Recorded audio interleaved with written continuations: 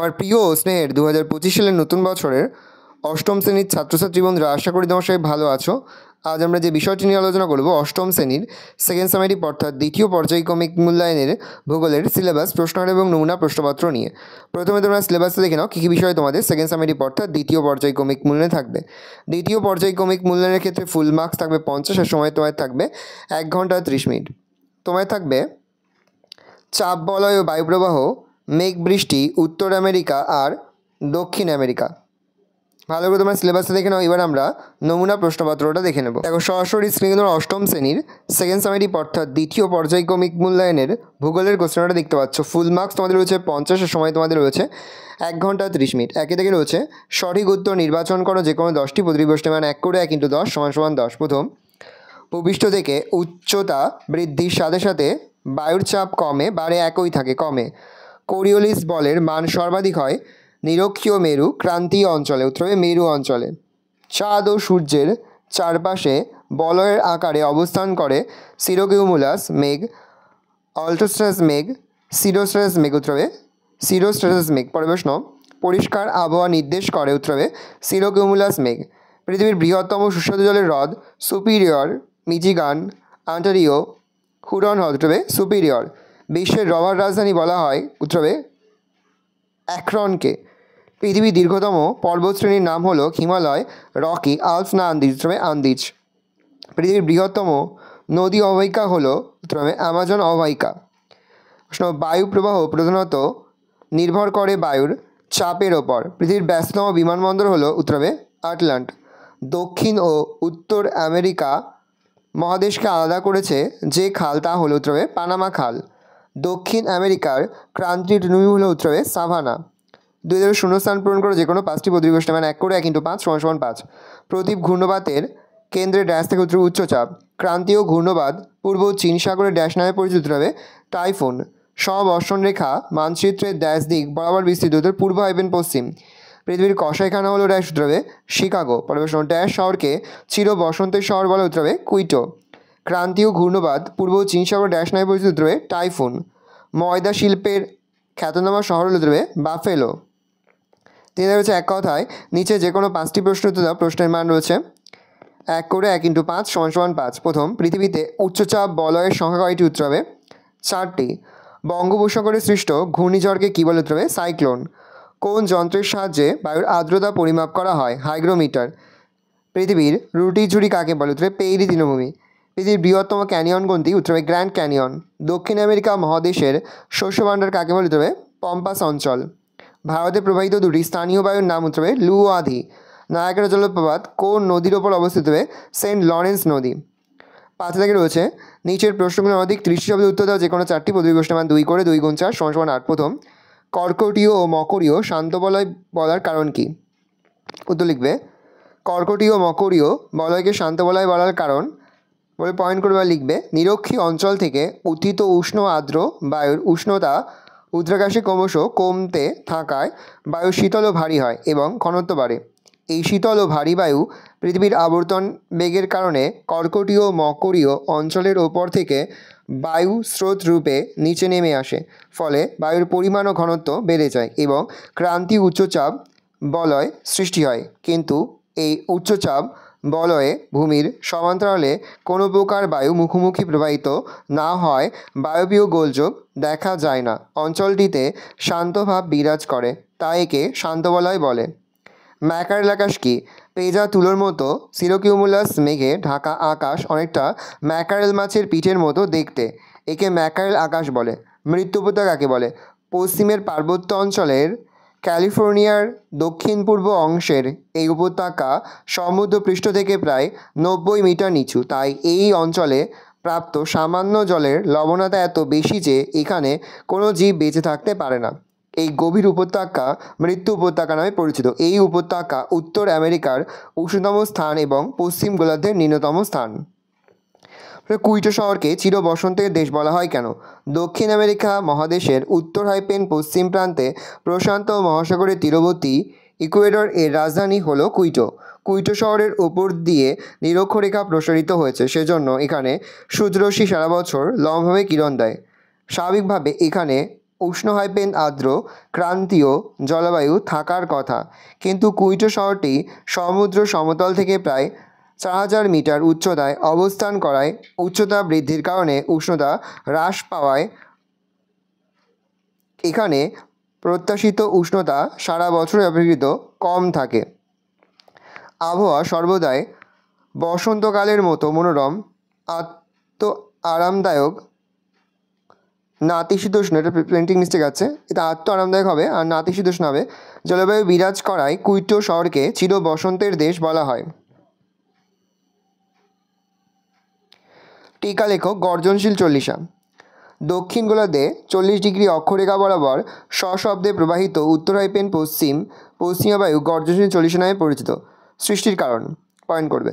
দক্ষিণ গোলার্ধে 40 ডিগ্রি অক্ষাংশের ওপর স্থলভাগ বিশেষ থাকে না, ফলে 60 ডিগ্রি অক্ষাংশের মধ্যে বিস্তীর্ণ জলরাশির ওপর দিয়ে উত্তর পশ্চিমা বায়ু প্রবাহিত হওয়ার সময় বিশেষ বাধাপ্রাপ্ত হয় না। বিশেষ করে 40 ডিগ্রি অক্ষাংশের কাছাকাছি এই বায়ুটি সারা বছরই প্রবল বেগে সশব্দে প্রবাহিত হয়। পরের প্রশ্ন, শিকাগোকে কেন পৃথিবীর কষাইখানা বলা হয়? আমেরিকা যুক্তরাষ্ট্রের বিশ্বের প্রধান ভুট্টা উৎপাদক দেশ। পশুগুলি নিকটবর্তী পেহরি অঞ্চলও ভুট্টা ক্ষেত্রে চড়ে বেড়ায় এবং তারপর হৃষ্টপুষ্ট হলে সেগুলিকে শিকাগো কষাইখানাগুলিতে নিয়ে যাওয়া হয়। শিকাগোর কষাইখানাগুলিতে প্রতিদিন লক্ষ লক্ষ পশু বধ করে মাংস সংরক্ষণ ও কৌটোজাতকরণ করা হয়। এই মাংস দেশের অভ্যন্তরীণ চাহিদা মিটিয়ে বিদেশে ও রপ্তানি করা হয়। প্রতিদিন এত বেশি সংখ্যায় পশু হত্যা পৃথিবীর আর কোথাও না হওয়ায় শিকাগোকে বিশ্বের কষাইখানা বলা হয়, বা আর কোনো স্থানে না হওয়ায় শিকাগোকে বিশ্বের কষাইখানা বলা হয়। কীভাবে লিখতে পারো? চাঁদোয়া বলতে কী বলছো? উত্তর লিখবে সেলভা অরণ্যে সারা বছর ধরে অধিক উষ্ণতা এবং বৃষ্টিপাতের জন্য ঘন সন্নিবিষ্টভাবে প্রচুর সংখ্যক গাছপালা জন্মায়। গাছপালাগুলি এত ঘেঁষাঘেঁষি করে অবস্থান করে যে ওপরের দিকে গাছের পাতা ডালপালা মিলে একটি স্তর তৈরি করে। এই স্তরভেদ করে সূর্যের আলো বনভূমির তলদেশে প্রবেশ করতে পারে না। এই স্তরটিকেই চাঁদোয়া বলা হয়। 6 দাগে রয়েছে নিচের প্রশ্নগুলির অনধিক 50 শব্দে উত্তর দাও যে কোনো 4টি। প্রতি প্রশ্নের মান 3 করে, 3 গুণ 4 = 12। বাণিজ্য বায়ু কাকে বলে? তার সঙ্গে কোরিওলিস বল কি? 1+2। আয়ন বায়ুর অপর নাম বাণিজ্য বায়ু। আয়ন শব্দের অর্থ পথ। প্রাচীনকালে বাণিজ্য করার জন্য পালতোলা জাহাজগুলি আয়ন বায়ুর নির্দিষ্ট প্রবাহপথ অনুসরণ করে চলাচল করত বলে আয়ন বায়ুকে বাণিজ্য বায়ু বলে। প্যারা চেঞ্জ করে লিখবে ভূপৃষ্ঠের সমান্তরালে বা অনুভূমিকভাবে প্রবাহিত বায়ু পৃথিবীর আবর্তন গতির দ্বারা বিশেষভাবে প্রবাহিত হয়। বিশ্ববিখ্যাত ফরাসি পদার্থবিদ গ্যাসপার গুস্তাভ দ্য কোরিওলিস পৃথিবীর আবর্তনজনিত কারণে সৃষ্ট দিক বিক্ষেপক শক্তিকে বা বলকে চিহ্নিত করেন। এই শক্তির প্রভাবে স্বচ্ছন্দ গতিশীল বস্তু যেমন বায়ুপ্রবাহ, সমুদ্রস্রোত প্রভৃতি উত্তর গোলার্ধের ডান দিকে এবং দক্ষিণ গোলার্ধের বাম দিকে প্রবাহিত হয়। সেই জন্য তার নাম অনুসারে এই বলকে কোরিওলিস বল বলা হয়। পরের প্রশ্ন, বাষ্পীভবন কাকে বলে? তার সঙ্গে ঘূর্ণবাতের চক্ষু কাকে বলে? 1+2। জলের বাষ্পে পরিণত হওয়ার প্রক্রিয়াকে বাষ্পীভবন বলে। সূর্যতাপে ভূপৃষ্ঠের জলরাশি উত্তপ্ত হালকা হয়ে ঊর্ধ্বগামী হলে বাষ্পীভবন ঘটে। শক্তিশালী ক্রান্তীয় ঘূর্ণবাতের কেন্দ্রে 5 থেকে 20 কিমি ব্যাসযুক্ত বৃত্তাকার অঞ্চলকে ঘূর্ণবাতের চক্ষু বলে। ঘূর্ণবাতের চক্ষুর বায়ু গতিহীন ও শান্ত নিম্নচাপ কেন্দ্ররূপে বিরাজ করে। এখানকার আকাশ মেঘমুক্ত ও বৃষ্টিহীন শান্ত পরিবেশ থাকে। টর্নেডোতে ঘূর্ণবাতের চক্ষু স্পষ্ট বোঝা যায়। উল্লেখ্য, ঘূর্ণবাতের চক্ষুতে গভীর নিম্নচাপ বিরাজ করে। পরবর্তী প্রশ্ন, কানাডিয়ার শিল অঞ্চলের জলবায়ুর সংক্ষিপ্ত বিবরণ দাও। শিল অঞ্চলের দক্ষিণ ও দক্ষিণ পূর্বাংশের জলবায়ু উষ্ণ প্রকৃতির। এই অঞ্চলে শীতকালীন শীতল ও তুষারপাত হয় এবং গ্রীষ্মকালে উষ্ণতা 24 ডিগ্রি সেন্টিগ্রেড থাকে। বার্ষিক বৃষ্টিপাত 30 থেকে 180 সেমি। কিন্তু শিল অঞ্চলের উত্তরাংশ অতি শীতল তুন্দ্রা জলবায়ুর অন্তর্গত। সেখানে প্রায় 7 মাস উষ্ণতা হিমাঙ্কের নিচে থাকে। শীতকালে উষ্ণতা প্রায় -18 ডিগ্রি সেন্টিগ্রেড হয় এবং এই অঞ্চলটি তুষারে ঢাকা থাকে। গ্রীষ্মকাল ক্ষণস্থায়ী ও গড় উষ্ণতা 10 ডিগ্রি সেন্টিগ্রেড। বৃষ্টিপাত খুব কম হয়। বার্ষিক বৃষ্টিপাত মাত্র 40 সেমির কম। অধিকাংশ বৃষ্টিপাত গ্রীষ্মকালে হয়। পরের প্রশ্ন, সেলভা অরণ্যকে চিরগোধূলি অঞ্চল বলা হয় কেন? দক্ষিণ আমেরিকা মহাদেশের ব্রাজিলের উত্তর প্রান্ত দিয়ে আমাজন নদী ও তার অসংখ্য উপনদী প্রবাহিত হয়েছে। নিরক্ষরেখার উভয় পাশে আমাজন অববাহিকায় অত্যাধিক উষ্ণতা, আর্দ্রতা ও বৃষ্টিপাতের জন্য সৃষ্ট অতি ঘন গভীর চিরহরিৎ বা চিরসবুজ বনভূমিকে সেলভা বলে। বৃক্ষের চওড়া ও শক্ত পাতাগুলি অত্যন্ত ঘন সন্নিবিষ্টভাবে একে অপরের সঙ্গে মিশে গিয়ে অন্যের ওপর চাঁদোয়ার সৃষ্টি করে। এছাড়াও বনভূমির বৃক্ষের শাখায় প্রশাখায় প্রচুর পরিমাণে পরজীবী লতানো আগাছায় পরিপূর্ণ থাকায় দিনের বেলাতেও সূর্যের আলো অরণ্যের অভ্যন্তরে ভালোভাবে প্রবেশ করতে পারে না। অরণ্যে দিনের বেলায় গোধূলির মতো আলো আধারিত অবস্থান বিরাজমান থাকায় বনভূমিকে চিরগোধূলি অঞ্চল বলা হয়। হ্রদ অঞ্চল পশুপালনের উন্নত কেন? হ্রদ অঞ্চলে পশুপালনের উন্নত হওয়ার কারণগুলো হলো: 1. সহজলভ্য খাদ্যশস্য বা পশুখাদ্য। এখানে প্রচুর পরিমাণে ভুট্টা, ওট উৎপাদিত হয় এবং ক্লে, ক্লোভার প্রভৃতি ঘাসেরও চাষ হয়। পশুখাদ্যের পর্যাপ্ত যোগান থাকায় এই অঞ্চল পশুপালনে বিশ্বের একটি শ্রেষ্ঠ অঞ্চল হিসাবে পরিগণিত হয়েছে। বিস্তীর্ণ পশুচারণ ক্ষেত্র। বিস্তীর্ণ সমতল ক্ষেত্রে পশুগুলি অবাধে বিচরণ করতে পারে। 3. প্রয়োজনীয় জলের সরবরাহ। প্রয়োজনীয় জলের সরবরাহ এখানে রয়েছে। 4. পশুজাত দ্রব্যের সংরক্ষণ। শীতল জলবায়ুর জন্য দুগ্ধ, মাংস প্রভৃতি পচনশীল উৎপাদনে সংরক্ষণ এখানে সহজ হয়। গবাদি পশু প্রতিপালন, দুগ্ধজাত দ্রব্য উৎপাদনে খ্যাতির জন্য ইউসকনিস প্রদেশ এর অপর নাম ডেয়ারি রাজ্য এবং সর্বাধিক পশু হত্যা, মাংস উৎপাদন ও সংরক্ষণের জন্য শিকাগোকে পৃথিবীর কসাইখানা বলা হয়। পরের প্রশ্ন: পশ্চিমঘাট পর্বতের পশ্চিম ঢালে প্রচুর পরিমাণে বৃষ্টিপাত হয় কিন্তু পূর্ব ঢাল শুষ্ক থাকে কেন? আরব সাগরের ওপর দিয়ে আসা জলীয় বাষ্পপূর্ণ দক্ষিণ পশ্চিম মৌসুমী বায়ু সরাসরি এসে পশ্চিমঘাট পর্বতের পশ্চিম ঢালে বাধাপ্রাপ্ত হয়। এর ফলে পশ্চিমঘাট পর্বতের পশ্চিম ঢালে প্রচুর পরিমাণে শৈলক্ষে বৃষ্টিপাত হয়। অন্যদিকে এই পর্বত অতিক্রম করে বায়ু যখন পশ্চিমঘাট পর্বতের পূর্ব ঢাল বা অনুপাত ঢালে পৌঁছায় তখন বায়ুতে জলীয় বাষ্পের পরিমাণ কমে যায়। তাছাড়া ওপর থেকে নিচে নামে বলে বায়ুর উষ্ণতা বেড়ে যায়। এই জন্য পশ্চিমঘাট পর্বতের পূর্বঢাল সহ দাক্ষিণাত্যের অভ্যন্তরভাগের বিস্তীর্ণ অঞ্চলে বৃষ্টিপাত খুব কম হয়। তাই সেখানে বৃষ্টিচ্ছায়া অঞ্চল সৃষ্টি হয়েছে। সেলভা অরণ্যকে পৃথিবীর ফুসফুস বলা হয় কেন? নিরক্ষরেখার উভয় পাশে, বিশেষত আমাজন নদী অববাহিকায় অধিকাংশ স্থান জুড়ে 60% চিরহরিৎ বৃক্ষের অরণ্য দেখা যায়। এখানে বার্ষিক গড় উষ্ণতা 25 থেকে 27 ডিগ্রি সেন্টিগ্রেড এবং বার্ষিক গড় বৃষ্টিপাতের পরিমাণ 250 থেকে 300 সেমি। এই রকম আবহাওয়ার জন্য এখানে গভীর অরণ্যের সৃষ্টি হয়েছে যা সেলভা নামে পরিচিত। এই বনভূমিতে প্রায় 4 লক্ষ উদ্ভিদ প্রজাতি দেখা যায়।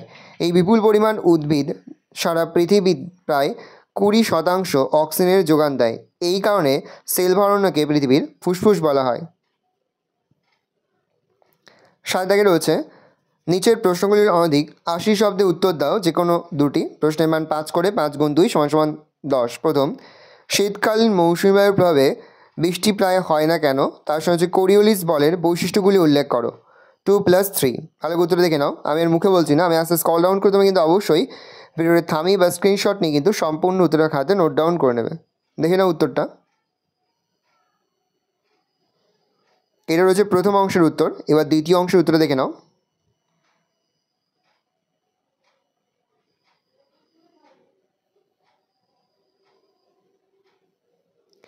পরের প্রশ্ন: নিরক্ষীয় শান্ত বলয় কাকে বলে? তার সঙ্গে স্থলবায়ু ও সমুদ্রবায়ুর মধ্যে পার্থক্যগুলি লেখো। 2+3।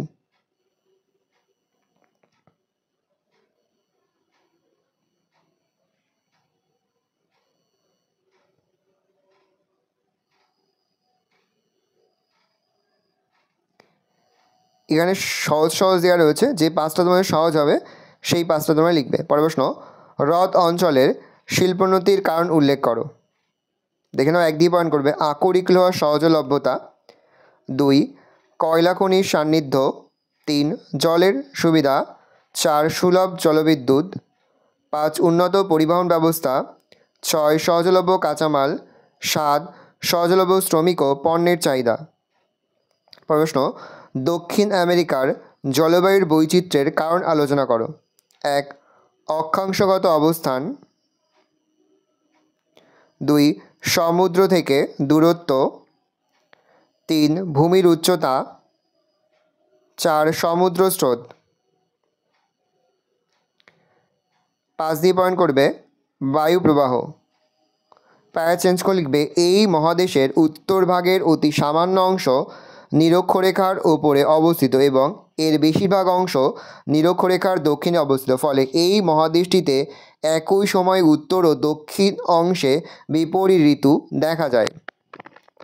ভালো করে দেখে নাও, এই রয়েছে টোটাল তোমাদের সেকেন্ড সামেটিক অর্থাৎ দ্বিতীয় পর্যায়ক্রমিক মূল্যায়নের অষ্টম শ্রেণীর ভূগোলের কোশ্চেন পেপার। ভালো করে কোশ্চেনটা দেখে নাও। আশা করি ভিডিওটা ভালো লেগেছে। ভিডিওটা ভালো লাগলে ভিডিও লাইক করে দেবেন। আমার নতুন হাত লাল ক্লিক সাবস্ক্রাইব প্রেস করে পাশে বেল আইকন প্রেস করে যখন নতুন করে ভিডিও আপলোড করি সবার ফার্স্ট নোটিফিকেশন পেয়ে যাও। আর এই ভিডিওটি তোমার বন্ধু বান্ধবী আত্মীয়স্বজন সবার মধ্যে কিন্তু অনেক শেয়ার করে দেড় বছর অষ্টম শ্রেণীতে পড়ছে। আমরা কিন্তু ইতিমধ্যে অষ্টম শ্রেণীর প্রতি বিষয়ের সিলেবাস প্রশ্নকাল এবং নমুনা প্রশ্নপত্র কিন্তু আপলোড করে এখনও পর্যন্ত সেই ভিডিওগুলো না দেখে থাকো, ভিডিওগুলো কিন্তু তাড়াতাড়ি দেখে নাও। এবার ভিডিও শেষে স্ক্রিনে তোমরা একটা প্লেলিস্ট দেখতে পারো, তারপরে ক্লিক করলে সমস্ত ভিডিওগুলো কিন্তু তোমরা পর দেখে নিতে পারবে। কোনো প্রশ্নের উত্তর লিখতে বা বুঝতে কোনো রকম অসুবিধা হয় তাহলে কিন্তু নির্দ্বিধায় কমেন্ট সেকশনে কমেন্ট করে জানাতে একদমই ভুলবে না। ভালো করে দেখে নাও কোশ্চেন পেপারটা।